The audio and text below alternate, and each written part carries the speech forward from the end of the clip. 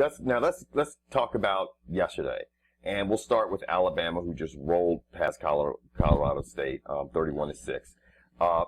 Alabama continued to do what they need to do. Ohio State continued to do. Dude, hold on. Lou Holtz had the audacity to sit there and say that he thinks Ohio State shouldn't be the number one team in the country because their offense is underperforming. I'm sorry, but since when do we give teams ranks on how they should or shouldn't be playing? All that matters is wins versus losses. He said that about Ohio State?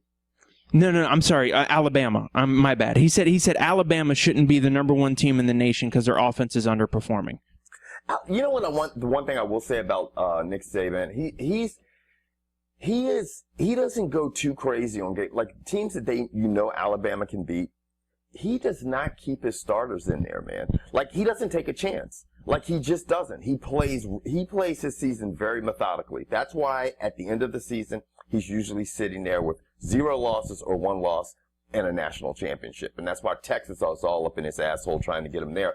He has a way of doing it. He doesn't sit there and go, okay, I'm going to throw up 60 or 70 points on fucking Colorado State. It's not worth it because I might get one of my starters hurt. I'm going to bring some other guys in, let them get some playing time, and that way we can move forward without any injuries. I mean, I'm going to tell you what, I don't think they're as deep as they have been in years past either.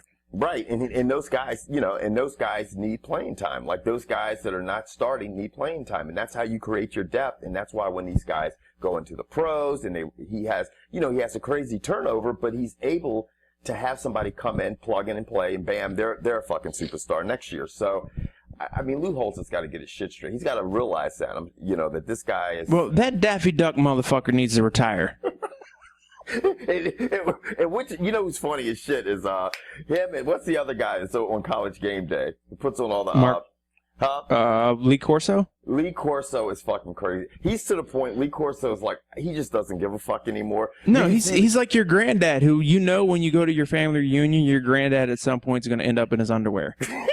Right. You just know that shit's going to happen. I can tell you right now, if you go out with Lee Corso, I will bet by the end of the night that motherfucker's drunk as shit, banging hookers in the butt while screaming hallelujah. He does not give a fuck. I'm watching the other guys react to some of the shit he says. He's like, you know what, man? I've been doing this shit for years. I don't care. I'm getting paid. I'm going to say what the fuck I want. And it's just hilarious. Exactly.